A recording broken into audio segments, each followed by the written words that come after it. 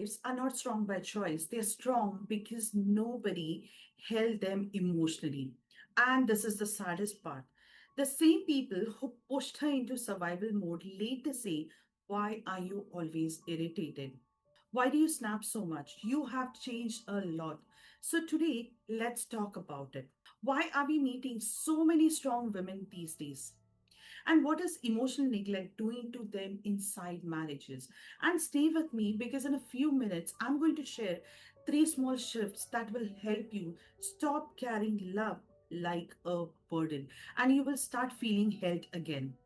When we were growing up, many of us were Papa's princess, right? That was a first safe space. We felt protected, we felt special, we felt like we don't have to fight the world alone. Then we get married, and in the beginning, everything still felt similar. The first few months, maybe even the first year, there is love, there is care, there is attention. You feel seen, you feel like, yes, I have found my person. But slowly, as real life begins, the dynamics change. Because marriage is not just romance, right? Marriage is habits, conditioning, family roles, unspoken expectations, and that's where the conflicts start. It's not always loud fights, sometimes it's silence, sometimes it's emotional distance. Now, people say women are so strong these days, but let me ask you, did she become strong because she wanted to or because she had to? Because strength is not always empowerment. Sometimes strength is also survival. Initially, in a marriage, a woman is receiving love. So naturally, she feels soft. She's flowing. She is in her feminine energy. But over time, what does she start receiving? Not softness, not emotional intimacy. She starts receiving responsibilities. Because along with marriage comes the invisible list to be a good daughter in law. Adjust, don't argue too much, maintain peace in the house. We were taught since childhood let it go, don't react, keep the house together. We saw our mothers do it, over giving, over adjusting, over sacrificing, and we also try to replicate that role. And slowly we start giving, giving, and giving. Now, here is something nobody explains. Giving is a masculine trait, and receiving is a feminine trait. But what happens when a woman is only giving, cooking, managing, working, raising kids, handling emotions, taking decisions, and hundreds of decisions every single day? Small ones, big ones, because nobody else is actually taking the lead. So she becomes the leader. She becomes the responsible one. She becomes strong, not because she wants to be, because someone needs to hold everything together. And slowly she starts feeling empty because she's not receiving anything back. So let me explain it like a bank account. So every woman starts with emotional savings. So every time you give love, every time you adjust, every time you do something to maintain the peace in the house, a little amount gets deducted. Not a big deal, right? But imagine 100 deductions every single day. Eventually, your account becomes empty. Now, receiving love is what credits the account. Appreciation, emotional intimacy, quality time, feeling held. But what if nothing is credited? Then what happens?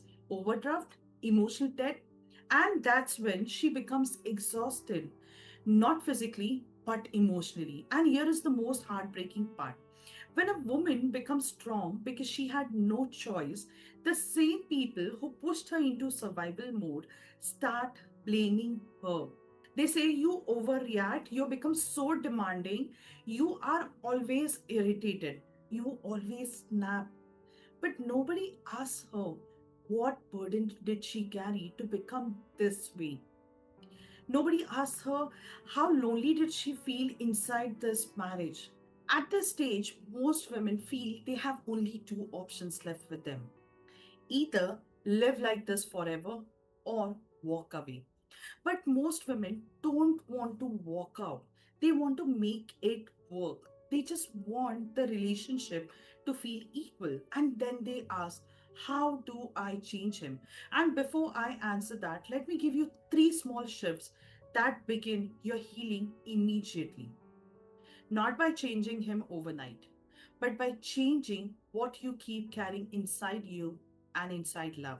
Number one, stop proving love through overgiving. Ask yourself, am I doing this out of choice or out of fear?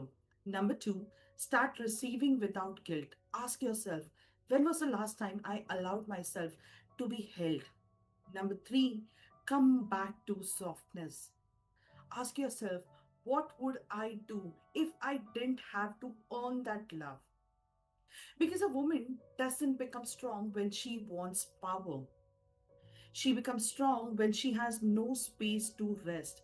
But here is the truth, can someone change you without your consent?